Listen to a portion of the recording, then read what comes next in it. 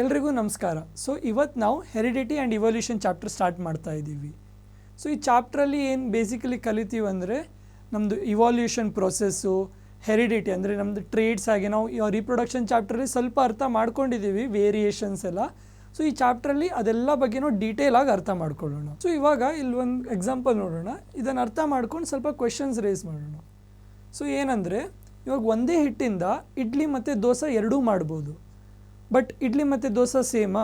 ಇಲ್ಲ, completely different. But ಒಂದೇ ಹಿಟ್ಟಿಂದ ಮಾಡಿದ ಎರಡು ಸೇಮ್ ಬರಬೇಕಿತ್ತಲ್ವ, ಆದರೂ ಡಿಫ್ರೆಂಟ್ ಇದೆ. ಸೊ ಇದು ಯಾಕೆ? ಸೊ ನಾವು ಇಡ್ಲಿ ಮತ್ತು ದೋಸೆ ಯಾವ ಎನ್ವಿರಾನ್ಮೆಂಟಲ್ಲಿ ಮಾಡ್ತೀವಿ ಅಂದರೆ, ಫಾರ್ ಎಕ್ಸಾಂಪಲ್ ಇಡ್ಲಿ ಸ್ಟೀಮ್ ಮಾಡಿ ಮಾಡೋದು, ಅದೇ ದೋಸೆ ಫ್ರೈ ಮಾಡಿ ಅಥವಾ ಒಂದು ಪ್ಯಾನಲ್ಲಿ ಹಾಕ್ಕೊಂಡು ಮಾಡೋದು. ಸೊ ಎನ್ವಿರಾನ್ಮೆಂಟ್ ಅಂದರೆ ಅದು ಯಾವ ಎನ್ವಿರಾನ್ಮೆಂಟಲ್ಲಿ ಡೆವಲಪ್ ಆಗಿದೆ, ಸೊ ಅದ್ರ ಮೇಲೆ ಡಿಪೆಂಡ್ ಆಗಿ ಔಟ್ಕಮ್ಸ್ ಬೇರೆ ಇದೆ. ಅದೇ ಥರ ಹ್ಯೂಮನ್ಸ್ಗೂ ಹಾಗೆ ಅದು ಸೇಮ್ ಇರುತ್ತೆ. ನಾವು ಎನ್ವಿರಾನ್ಮೆಂಟ್ ಪ್ರಕಾರ ವೇರಿಯೇಷನ್ಸ್ ಇರುತ್ತೆ. ಆ ವೇರಿಯೇಷನ್ಸ್ಗೆ ನಾವು ವೇರಿಯೇಷನ್ಸಿಂದ ನಮ್ಮದ್ರಲ್ಲಿ ಅಡ್ಯಾಪ್ಟ್ ಆಗ್ತೀವಿ. ಫಾರ್ ಎಕ್ಸಾಂಪಲ್ಲು ಇವಾಗ ಯಾರು ಮೌಂಟೇನ್ಸಲ್ಲೆಲ್ಲ ಇರ್ತಾರಲ್ವ, ಅವರು ಲೋ ಆಕ್ಸಿಜನ್ಗೆ ಅಡ್ಯಾಪ್ಟ್ ಆಗಿರ್ತಾರೆ. ಅಲ್ಲಿ ಆಕ್ಸಿಜನ್ ಕಡಿಮೆನೇ ಅಲ್ವಾ, ಸೊ ಅವ್ರು ಲೋ ಆಕ್ಸಿಜನ್ಗೆ ಅಡ್ಯಾಪ್ಟ್ ಆಗಿರ್ತಾರೆ. ಅವ್ರದ್ದಲ್ಲಿ RBCs level, red blood cell ಏನು ಹೇಳ್ತೀವಲ್ವ, ಅದು ಜಾಸ್ತಿ ಇರುತ್ತೆ. ಸೊ ಅವರು ಲೋ ಆಕ್ಸಿಜನ್ಗೆ ಅಡ್ಯಾಪ್ಟ್ ಆಗ್ತಾರೆ. ಸೊ ಇಂಥ ವೇರಿಯೇಷನ್ಸ್ ನಮಗೆ ಹೆಲ್ಪ್ ಆಗುತ್ತೆ. ಮತ್ತು ನಾವು ವೇರಿಯೇಷನ್ಸ್ ಹೆಲ್ಪ್ ಯಾಕಾಗುತ್ತೆ ಅಂತ ರೀಪ್ರೊಡಕ್ಷನ್ ಚಾಪ್ಟ್ರಲ್ಲೂ ಕಲ್ತಿದ್ದೀವಿ. ಸೊ ಅದೇ. ಮತ್ತು ಇಲ್ಲೊಂದು ನೋಡ್ಬೋದು ನಾವು, ಅಕ್ಯುಮಿಲೇಷನ್ ಆಫ್ ವೇರಿಯೇಷನ್ ಅಂತ. ಸೊ ಇದಂದರೆ ಏನು? ಸೊ ನಮ್ಮದ್ರಲ್ಲಿ ಏನು ವೇರಿಯೇಷನ್ಸ್ ಇದೆ ಅದು ನಮ್ಮ ಪೇರೆಂಟ್ಸಲ್ಲಿ ಕೂಡ ಇತ್ತು, ಅಥವಾ ಇದು ನಮ್ಮ ನ್ಯೂ ವೇರಿಯೇಷನ್ಸು ಇರ್ಬೋದು. ಫಾರ್ ಎಕ್ಸಾಂಪಲ್ಲು ಇವಾಗ ನಮ್ಮ ಪೇರೆಂಟ್ಸಲ್ಲಿ ಅವ್ರದ್ದು ಪೇರೆಂಟ್ಸ್, ಗ್ರ್ಯಾಂಡ್ ಪೇರೆಂಟ್ಸ್ ಏನಿದ್ರಲ್ಲ, ಅವ್ರದ್ದಲ್ಲಿ ಏನು ವೇರಿಯೇಷನ್ ಇತ್ತು ಅದು ಇದೆ, ಪ್ಲಸ್ ಸ್ವಲ್ಪ ನ್ಯೂ ವೇರಿಯೇಷನ್ಸ್. ಅದೇ ಅವ್ರ ಗ್ರ್ಯಾಂಡ್ ಪೇರೆಂಟ್ಸಲ್ಲಿ ಅವ್ರದ್ದು ಪೇರೆಂಟ್ಸ್ ವೇರಿಯೇಷನ್ಸ್ ಇದೆ, ಪ್ಲಸ್ ನ್ಯೂ ವೇರಿಯೇಷನ್ಸ್. ಸೊ ನಮ್ಮ ಹತ್ರ ಬಂದಾಗ ಅದೆಲ್ಲ ವೇರಿಯೇಷನ್ಸ್ ಅಕ್ಯುಮಿಲೇಟ್ ಆಗುತ್ತೆ. ಅಂದರೆ ಒಟ್ಟು ಅಂದರೆ ಎಲ್ಲ ವೇರಿಯೇಷನ್ಸ್ ಇರುತ್ತೆ. ಸೊ ಈ ವೇರಿಯೇಷನ್ಸ್ ಒಂದು ರೀತಿಯಲ್ಲಿ ಬೆನಿಫಿಟ್ ಆಗಿದೆ, ನಮ್ಗೆ ಸರ್ವೈವ್ ಆಗೋಕ್ಕೆ ಬೆನಿಫಿಟ್ ಆಗಿದೆ. ಸೊ ಅದು ಅಕ್ಯುಮಿಲೇಟ್ ಮುಂದೆ ಹೋಗ್ತಾ ಇರುತ್ತೆ. ಪ್ಲಸ್ ನಾವು ಒಂದು ಏನಾದರೂ ಹೊಸ ವೇರಿಯೇಷನ್ಸ್ ಪ್ರೊಡ್ಯೂಸ್, ಅಂದರೆ ಈಗ ನಾವು ರೀಪ್ರೊಡ್ಯೂಸ್ ಮಾಡಿದಾಗ, ನಮ್ಮ ಜನ್ರೇಷನ್ ರೀಪ್ರೊಡ್ಯೂಸ್ ಮಾಡಿದಾಗ ಇನ್ನೊಂದು ಹೊಸ ವೇರಿಯೇಷನ್ ಬರ್ಬೋದು. ಸೊ ಅದು ಮುಂದೆ ಆಮೇಲೆ ಅಕ್ಯುಮಿಲೇಟ್ ಆಗುತ್ತೆ. ಸೊ ಇದನ್ನು ಅಕ್ಯುಮಿಲೇಷನ್ ಆಫ್ ವೇರಿಯೇಷನ್ ಅಂತ ಹೇಳ್ತೀವಿ. ಸೊ ಇವಾಗ ಈ ಹೆರಿಡಿಟಿಯನ್ನು ಕರೆಕ್ಟಾಗಿ ಅರ್ಥ ಮಾಡ್ಕೊಳ್ಳೋಣ. ಸೊ ಹೆರಿಡಿಟಿ ಅಂದರೆ ಏನು? Transmission of characters or traits from one generation to next generation. ಅಂದರೆ ಬೇಸಿಕಲಿ ಗುಣಲಕ್ಷಣಗಳು ಅಂತ ಹೇಳ್ತೀವಲ್ವಾ, ಅದು ಟ್ರಾನ್ಸ್ಮಿಷನ್ ಅಂದರೆ ನಮ್ಮ ಪೇರೆಂಟಿಂದ ಆಫ್ ಸ್ಪ್ರಿಂಗಿಗೆ ಹೋಗೋದು, ಅದು ಏನು ಟ್ರಾನ್ಸ್ಮಿಷನ್ ಅದನ್ನು ಹೆರಿಡಿಟಿ ಅಂತ ಹೇಳ್ತೀವಿ. ಸೊ ನೆಕ್ಸ್ಟ್ ಬಂದುಬಿಟ್ಟು ಕ್ಯಾರೆಕ್ಟರ್ ಅಂದರೆ ಏನು? Any heritable observable feature. For example ಇವಾಗ ಕ್ಯಾರೆಕ್ಟರನ್ನು ಹೇಳ್ಬೋದು ಐ ಕಲರ್ ಅಂತ ಹೇಳ್ಬೋದು, ಹೈಟ್ ಅಂತ ಹೇಳ್ಬೋದು, ಸ್ಕಿನ್ ಕಲರ್. ಸೊ ಇದಕ್ಕೆ ನಾವು ಕ್ಯಾರೆಕ್ಟರ್ಸ್ ಅಂತ ಹೇಳ್ತೀವಿ. ಕಾಂಟ್ರಾಸ್ಟಿಂಗ್ ಕ್ಯಾರೆಕ್ಟರ್ಸ್ ಅಂದರೆ ಅ pair of characters such as tall and dwarf, white and violet flower. So ಅಂದರೆ ಕರೆಕ್ಟಾಗಿ ಡಿಸ್ಟಿಂಗ್ವಿಷ್ ಇರಬೇಕು. ಫಾರ್ ಎಕ್ಸಾಂಪಲ್ ಇವಾಗ ನಾವು ಟಾಲ್ ಮತ್ತು ಶಾರ್ಟ್, ಹೈಟ್ ಒಂದು ಕ್ಯಾರೆಕ್ಟರು, ಟಾಲ್ ಮತ್ತು ಶಾರ್ಟನ್ನು ಕಾಂಟ್ರಾಸ್ಟಿಂಗ್ ಕ್ಯಾರೆಕ್ಟರ್ಸ್ ಅಂತ ಹೇಳ್ಬೋದು. ಏಕೆಂದರೆ ನಾವು ಕರೆಕ್ಟಾಗಿ ಡಿಫ್ರೆನ್ಸ್ ಹೇಳ್ಬೋದು. ಅದೇ ಟ್ರೇಟ್ಸ್ ಅಂದರೆ alternate forms of a character. ಅದೇ ಹೇಳಿದ್ನಲ್ವ, ಇವಾಗ ಹೈಟ್ ಇದ್ದರೆ ಟಾಲ್, ಶಾರ್ಟ್, ಮೀಡಿಯಮ್. ಕಲರ್ ಇದ್ದರೆ ರೆಡ್, ಬ್ಲೂ, ಗ್ರೀನ್. ಅದೇ ಫ್ಲವರ್ ಕಲರ್ ಹೇಳ್ತಾ ಇದ್ದೀನಿ. ಐ ಕಲರ್ ಇದ್ದರೆ ಬ್ರೌನ್, ಬ್ಲೂ. ಈ hair colour brown, black. So ಇಂಥದ್ದು ಆಲ್ಟರ್ನೇಟ್ ಫಾರ್ಮ್ಸ್ಗೆ ಟ್ರೇಟ್ ಅಂತ ಹೇಳ್ತೀವಿ. ಸೊ ಇವಾಗ ಇದು ಹೆರಿಡಿಟಿ ಹೇಗೆ ನಮಗೆ ಜನ್ರೇಷನ್ ಟು ಜನ್ರೇಷನ್ ಪಾಸ್ ಆಗುತ್ತೆ ಅಂತ ನಾವು ಡೀಟೇಲಾಗಿ ಅರ್ಥ ಮಾಡ್ಕೊಳ್ಳೋಣ. ಇವಾಗ ಒಂದು ಇಂಪಾರ್ಟೆಂಟ್ ಟಾಪಿಕ್, ಇನ್ಹೆರಿಟೆಡ್ ಟ್ರೇಟ್ಸ್ ಮತ್ತು ಎಕ್ವೈರ್ಡ್ ಟ್ರೇಟ್ಸ್. ಸೊ ಟ್ರೇಟ್ಸ್ ಅಂದರೆ ಆವಾಗಲೇ ಹೇಳಿದ್ನಲ್ಲ ಏನು, ಗುಣಲಕ್ಷಣಗಳು. ಸೊ ಇದರಲ್ಲಿ 2 ಟೈಪ್ ಇದೆ, ಇನ್ಹೆರಿಟೆಡ್ ಟ್ರೇಟ್ಸ್ ಮತ್ತು acquired traits. So first inherited ಟ್ರೇಟ್ಸನ್ನು ಅರ್ಥ ಮಾಡ್ಕೊಳ್ಳೋಣ.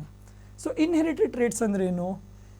ಆ ಟ್ರೇಟ್ಸ್ ಗುಣಲಕ್ಷಣಗಳು ಏನು ನಮಗೆ ಮುಂಚಿನ ಜನ್ರೇಷನ್ ಅಂದರೆ ನಮ್ಮ ಪೇರೆಂಟ್ಸ್ ಅಥವಾ ಅವರ ಪೇರೆಂಟ್ಸಿಂದ ನಮಗೆ ಪಾಸ್ ಆಗಿರೋದು, ಆ ಗುಣಲಕ್ಷಣಗಳನ್ನು ನಾವು ಇನ್ಹೆರಿಟೆಡ್ ಟ್ರೇಟ್ಸ್ ಅಂತ ಹೇಳ್ತೀವಿ. ಸೊ ನಾನು ಸ್ಟಾರ್ಟಿಂಗಲ್ಲೇ ಹೇಳಿದ್ದೆ, ಹ್ಯೂಮನ್ಸ್ ಫಾರ್ಮ್ ಆಗೋದು ಹೇಗೆ, fusion of germ cells. So ಈ ಜರ್ಮ್ ಸೆಲ್ಸಲ್ಲಿ ಏನು DNA ಇರುತ್ತಲ್ಲ, ನೆನಪಿದೆಯಾ? ರೀಪ್ರೊಡಕ್ಷನ್ ಚಾಪ್ಟ್ರಲ್ಲಿ ನಾವು ಹೇಳಿದ್ವಿ DNA ಅಂದರೆ ಏನು, ಬ್ಲೂ ಪ್ರಿಂಟ್. ಆ ಬ್ಲೂ ಪ್ರಿಂಟ್ ಒಳಗೆ ಏನಿರುತ್ತೆ, ಕ್ಯಾರೆಕ್ಟರಿಸ್ಟಿಕ್ಸ್. ಸೊ ಇದೆ ಕ್ಯಾರೆಕ್ಟರಿಸ್ಟಿಕ್ಸ್ ಅಂದರೆ ಗುಣಲಕ್ಷಣಗಳು. ಸೊ ನಮ್ಮದು ಪ್ರೀವಿಯಸ್ ಜನ್ರೇಷನಿಂದ ಸಿಕ್ಕಿದೆ, ಸೊ ಅದನ್ನು ನಾವು ಇನ್ಹೆರಿಟೆಡ್ ಟ್ರೇಟ್ಸ್ ಅಂತ ಹೇಳ್ತೀವಿ. ಇದು ಜನ್ರೇಷನ್ ಟು ಜನ್ರೇಷನ್ ಪಾಸ್ ಆಗ್ತಾ ಇರ್ಬೋದು. ಓಕೆ, ಫಾರ್ ಎಕ್ಸಾಂಪಲ್ ಇಲ್ಲೊಂದು ಎಕ್ಸಾಂಪಲ್ ನೋಡೋಣ. ಇಯರ್ ಲೋಬ್ಸು ಇಲ್ಲಿ ಫ್ರೀ ಆಗಿದೆ, ಇಲ್ಲಿ ಅಟ್ಯಾಚ್ಡ್ ಇದೆ. ಓಕೆ, ಸೊ ಈ ಕ್ಯಾರೆಕ್ಟರಿಸ್ಟಿಕ್ಸು ಅವನಿಗೆ ಅವರ ಪೇರೆಂಟಿಂದನೂ ಬಂದಿರ್ಬೋದು ಅಥವಾ ಅವ್ರ ಗ್ರ್ಯಾಂಡ್ ಪೇರೆಂಟ್ ಇದು ಇರ್ಬೋದು. ನಾವು ಹೇಗೆ ಅಕ್ಯುಮಿಲೇಷನ್ ಆಫ್ ವೇರಿಯೇಷನ್ಸ್ ಅಂತ ಹೇಳ್ತೀವಲ್ವ, ಅದೇ ಥರ ಟ್ರೇಡ್ಸ್ ಕೂಡ ಅಕ್ಯುಮಿಲೇಟ್ ಆಗ್ತಾ ಇರುತ್ತೆ. ಬಟ್ ಯಾವುದಾದ್ರೂ ಒಂದೇ ವಿಸಿಬಲ್ ಇರುತ್ತೆ. ಸೊ ಇದು ಯಾವುದು ವಿಸಿಬಲ್ ಇರಬೇಕು ಅದೆಲ್ಲ ನಾವು ಮುಂದೆ ಡೀಟೇಲಲ್ಲಿ ಅರ್ಥ ಮಾಡ್ಕೊಳ್ಳೋಣ. ತುಂಬ ಇಂಟ್ರೆಸ್ಟಿಂಗ್ ಇದೆ ಅದು. But for now inherited trades ಅಂದರೆ ಒಂದು ಜನ್ರೇಷನಿಂದ ಇನ್ನೊಂದು ಜನ್ರೇಷನಿಗೆ ಪಾಸ್ ಆಗಿರೋ ಗುಣಲಕ್ಷಣಗಳು.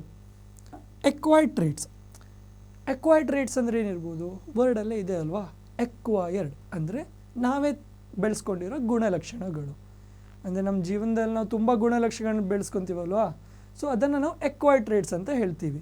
ಇವಾಗ ಕ್ವಶನ್ ಬರುತ್ತೆ, ಇದು ಮುಂದೆ ನಮ್ಮ ಜನ್ರೇಷನಿಗೆ ಪಾಸ್ ಆಗೋದಿಲ್ವಾ ಅಂತ. ಇಲ್ಲ, ಎಕ್ವೈರ್ಡ್ ಟ್ರೇಡ್ಸ್ ಯಾವುದು ಜನ್ರೇಷನ್ ಟು ಜನ್ರೇಷನ್ ಪಾಸ್ ಆಗೋದಿಲ್ಲ. ಯಾಕೆ? ಇಂಥ ಚೇಂಜಸ್ ನಾನ್ ರಿಪ್ರೊಡಕ್ಟಿವ್ ಟಿಶ್ಯೂಸ್ಗೆ ಎಫೆಕ್ಟ್ ಆಗುತ್ತೆ. ಒಂದು ಎಕ್ಸಾಂಪಲ್ ತೊಗೊಂಡೆ ಅರ್ಥ ಮಾಡ್ಕೊಳ್ಳೋಣ. ಸಪೋಸ್ ನೀವು ಬಿದ್ದು ಕೂಡಲೇ ಒಂದು ದೊಡ್ಡ ಗಾಯ ಆಯಿತು, ಡಾಕ್ಟ್ರ್ ಹೇಳಿದ್ರು ಸ್ಟಿಚ್ ಮಾಡಬೇಕು ಅಂತ. ಸ್ಟಿಚ್ ಮಾಡಿದ ಮೇಲೆ ಏನು ಬರುತ್ತೆ? ಸ್ಟಿಚ್ ಮಾರ್ಕ್ಸ್ ಬರುತ್ತೆ. ಸೊ ಈ ಸ್ಟಿಚ್ ಮಾರ್ಕ್ಸ್ ಆಮೇಲೆ ನಿಮ್ಮದು ಆಫ್ ಸ್ಪ್ರಿಂಗಲ್ಲಿ ಕಾಣಿಸುತ್ತಾ? ಫಾರ್ ಎಕ್ಸಾಂಪಲ್ ನಿಮ್ಮ ಪೇರೆಂಟ್ಸಲ್ಲಿ ಸ್ಟಿಚ್ ಮಾರ್ಕ್ಸ್ ಇದ್ದರೆ ನಿಮ್ಮದ್ರಲ್ಲಿ ಸ್ಟಿಚ್ ಮಾರ್ಕ್ ಇರಬೇಕಂತ ಕಂಪಲ್ಸರಿ ಇದೆ? ಇಲ್ಲ, ಆಬ್ವಿಯಸ್ಲಿ ಇರೋದೇ ಇಲ್ಲ. ಇದನ್ನು ನಾವು ಎಕ್ವೈರ್ಡ್ ಟ್ರೇಡ್ಸ್ ಅಂತ, ಅಂದರೆ ನಾವೇ ಬೆಳೆಸ್ಕೊಂಡಿರೋದು. ಸೊ ಅಂಥ ಟ್ರೇಡ್ಸನ್ನು ನಾವು ಎಕ್ವೈರ್ಡ್ ಟ್ರೇಡ್ಸ್ ಅಂತ ಹೇಳ್ತೀವಿ. Scar in the hand. Scar ಅಂದರೆ ಬೇಸಿಕಲಿ ಅದೇ ಒಂದು ಮಾರ್ಕಿಂಗು ಕೈಯಲ್ಲಿ ಅಥವಾ ಎಲ್ಲಾದರೂ ಒಂದು ಮಾರ್ಕಿಂಗ್. ಯೂಶ್ವಲಿ ನಾವೆಲ್ಲ ಬಿದ್ದು ಕೂಡಲೇ ನಮ್ಮ ಐಬ್ರೋಸ್ ಹತ್ರ ಮಾರ್ಕಿಂಗ್ ಬರುತ್ತೆ. ಸೊ ಅದೆಲ್ಲ ಜನ್ರೇಷನ್ ಟು ಜನ್ರೇಷನ್ ಪಾಸ್ ಆಗೋದಿಲ್ಲ. So such things are called acquired trades. So ಇವಾಗ ಒಂದು ಎಕ್ಸಾಂಪಲ್ ನೋಡೋಣ. ಇವಾಗ ನನ್ನ ಕಣ್ಣು ಕಲರ್ ಬ್ರೌನ್ ಇದೆ. ಸೊ ಇದು ನನ್ನ ಗುಣಲಕ್ಷಣಗಳು. ಅಂದರೆ ಕಣ್ಣು ಕಲರು ಬ್ರೌನ್. ಸೊ ಇದು ನನ್ನದು ಎಕ್ವೈರ್ಡ್ ಟ್ರೇಟಾ ಇನ್ಹೆರಿಟೆಡ್ ಟ್ರೇಟಾ? ಸೊ ಇದು ಫಸ್ಟ್ ಕ್ವಶನ್. ಸೆಕೆಂಡ್, ಇವಾಗ ನಾನು ಲೆನ್ಸ್ ಹಾಕೋಕ್ಕೆ ಸ್ಟಾರ್ಟ್ ಮಾಡಿದೆ. ಬ್ಲೂ ಕಲರ್ ಲೆನ್ಸ್ ಹಾಕಿದೆ, ಅಂದರೆ ಐಬಾಲ್ ಬ್ಲೂ ಕಲರ್ ಮಾಡಿಕೊಂಡೆ. ಇವಾಗ ನಾನು ಇದು ನಂದು ಆಫ್ ಸ್ಪ್ರಿಂಗಲ್ಲಿ ಈ ಬ್ಲೂ ಕಲರ್ ಟ್ರೇಟ್ ಪಾಸ್ ಆಗುತ್ತಾ? ಸೊ ಇದು ಅವನಿಗೆ ಇದು ನಾನು ಬೆಳೆಸ್ಕೊಂಡಿದ್ದು ಬ್ಲೂ ಕಲರ್ ಎಕ್ವೈರ್ಡ್ ಟ್ರೇಟಾ ಇನ್ಹೆರಿಟೆಡ್ ಟ್ರೇಟಾ? ಸೊ ಇದು ನಮ್ಮ ಕಾಮೆಂಟ್ ಸೆಕ್ಷನಲ್ಲಿ ನೀವು ಥಿಂಕ್ ಮಾಡ್ಕೊಂಡು ಕರೆಕ್ಟಾಗಿ ಆನ್ಸರ್ ಮಾಡಿ. ಸೊ ಇಷ್ಟು ತನಕ ನಾವು ಇನ್ಹೆರಿಟೆಡ್ ಟ್ರೇಟ್ಸ್ ಮತ್ತು ಎಕ್ವೈರ್ಡ್ ಟ್ರೇಟ್ಸ್ ಬಗ್ಗೆ ಮಾತಾಡಿದ್ವಿ. ಬಟ್ ಇವಾಗ ಇನ್ಹೆರಿಟೆಡ್ ಟ್ರೇಟ್ಸಲ್ಲಿ ಒಂದು ಕ್ವಶನ್ ಬರಬೇಕು ನಮಗೆ. ಇವಾಗ ಪೇರೆಂಟ್, ಫಾದರ್ ಮತ್ತು ಮದರ್ ಎರಡೂ ಪ್ರಾಕ್ಟಿಕಲಿ ಕಾಂಟ್ರಿಬ್ಯೂಟ್ ಮಾಡ್ತಾರಲ್ಲ ಒಂದು ಕ್ಯಾರೆಕ್ಟರಿಸ್ಟಿಕ್ಸ್ಗೆ, ಅಂದರೆ ಜೀನ್ ಕಾಂಟ್ರಿಬ್ಯೂಟ್ ಈಕ್ವಲಿ ಮಾಡ್ತಾರೆ. ಹಾಗಾದರೆ ಯಾವತ್ತು ಕಾಣಿಸುತ್ತೆ ಅಂದರೆ, ಫಾರ್ ಎಕ್ಸಾಂಪಲ್ ಈಗ ಒಂದು ಕ್ಯಾರೆಕ್ಟರಿಸ್ಟಿಕ್ಸ್ ತಗೊಳ್ಳಿ, ಹೈಟ್ ಅಂತ. So let's say parent gene is telling height should be tall. ಅದೇ male parent is telling tall, ಅದೇ female parent is telling short. So ನಮ್ಮದು ಪ್ರಾಜಿನಿಯಲ್ಲಿ ಅಂದರೆ ಆಫ್ ಸ್ಪ್ರಿಂಗಲ್ಲಿ ಯಾವತ್ತು ಕಾಣಿಸುತ್ತೆ? ಸೊ ಇದೆಲ್ಲ ಕ್ವಶನ್ಸ್ ಇದೆ. ಸೊ ಇಂಥ ಕ್ವಶನ್ಸ್ಗೆ ಸಾಲ್ವ್ ಮಾಡೋಕ್ಕೆ ಮೆಂಡಲ್ಸ್ ಎಕ್ಸ್ಪೆರಿಮೆಂಟ್ ಮಾಡ್ತಾನೆ. ಸೊ ಇಂಥ ಕ್ವಶನ್ಸ್ಗೆ ಆನ್ಸರ್ ಹುಡ್ಕೋಕ್ಕೆ ಒಬ್ಬ ಸೈಂಟಿಸ್ಟ್ ಮೆಂಡಲ್ ಅಂತ ಅವನೊಂದು ತುಂಬ ಎಕ್ಸ್ಪೆರಿಮೆಂಟ್ ಮಾಡ್ತಾನೆ. ಸೊ ಈ ಎಕ್ಸ್ಪೆರಿಮೆಂಟ್ ಬೇಸಿಸ್ ಮೇಲೆ ಒಂದು ಸ್ವಲ್ಪ ಕನ್ಕ್ಲೂಷನ್ಸ್ ಕೂಡ ಡ್ರಾ ಮಾಡ್ತಾನೆ. ಸೊ ನಾವು ಇವಾಗ ಒಂದು ಎಕ್ಸ್ಪೆರಿಮೆಂಟ್ನ ಕರೆಕ್ಟಾಗಿ ನೋಡಿಕೊಂಡು ಅರ್ಥ ಮಾಡ್ಕೊಳ್ಳೋಣ. ಸೊ ಮೆಂಡಲ್ ಏನು ಮಾಡ್ತಾನೆ ಅಂದರೆ ಅವನು ಗಾರ್ಡನ್ ಪೀ ಪ್ಲಾಂಟ್ ಯೂಸ್ ಮಾಡ್ತಾನೆ. ಗಾರ್ಡನ್ ಪೀ ಪ್ಲಾಂಟಲ್ಲಿ ಒಂದು ತುಂಬ ಕಾಂಟ್ರಾಸ್ಟಿಂಗ್ ಕ್ಯಾರೆಕ್ಟರ್ಸ್ ಇರುತ್ತೆ. ಫಾರ್ ಎಕ್ಸಾಂಪಲ್ ಇವಾಗ ಶೇಪ್ ಆಫ್ ದ ಸೀಡ್ ಅದರಲ್ಲಿ round wrinkled seeds type plant ಇರುತ್ತೆ. ಅದೇ ಟಾಲ್ ಮತ್ತು ಶಾರ್ಟ್, ಹೈಟ್ ಕ್ಯಾರೆಕ್ಟರಿಸ್ಟಿಕ್ಸ್ ಅಂದಮೇಲೆ tall short is a trait.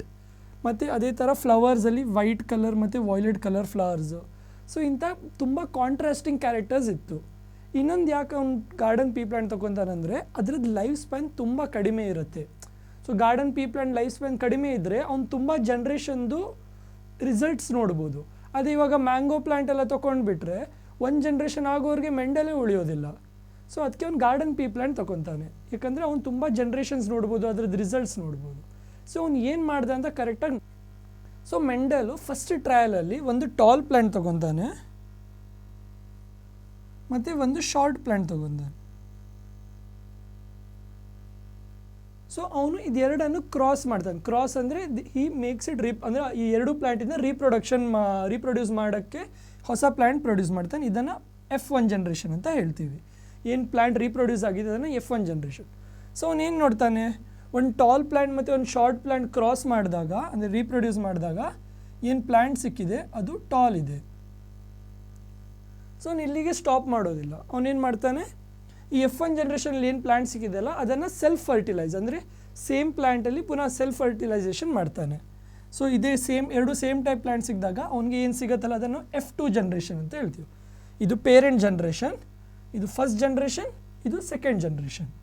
So ಇಲ್ಲೂ ಅವನಿಗೆ ಟಾಲ್ ಸಿಕ್ತು. ಸೊ ಅವನೇನು ಕನ್ಕ್ಲೂಡ್ ಡ್ರಾ ಮಾಡೋಕ್ಕಾಗುತ್ತೆ? ಇಲ್ಲ, ಒಂದು ಎಕ್ಸ್ಪೆರಿಮೆಂಟ್ ಅಂದರೆ ತುಂಬ ಟ್ರಯಲ್ಸ್ ಮಾಡಬೇಕು. ಸೊ ಅವನೇನು ಮಾಡ್ತಾನೆ, ಇದೇ ಎಕ್ಸ್ಪೆರಿಮೆಂಟ್ ಪುನಃ ಮಾಡ್ತಾನೆ. ಸೊ ಏನಾಗುತ್ತೆ ಅಂತ ನೋಡೋಣ. ಸೊ ಇವಾಗ ಸೆಕೆಂಡ್ ಟ್ರಯಲ್ ಮಾಡ್ತಾನೆ, ಸೇಮ್ ಥಿಂಗ್ ಮಾಡ್ತಾನೆ. ಒಂದು ಟಾಲ್ ಪ್ಲಾಂಟ್, ಒಂದು ಶಾರ್ಟ್ ಪ್ಲಾಂಟ್. ಕ್ರಾಸ್ ಮಾಡಿಸಿ ಅಂದರೆ ರೀಪ್ರೊಡ್ಯೂಸ್ ಮಾಡಿಸಿ F1 ಜನ್ರೇಷನ್ ತರ್ತಾನೆ. ಅವನಿಗೇನು ಸಿಕ್ತು, ಪುನಃ ಟಾಲೇ ಸಿಕ್ತು.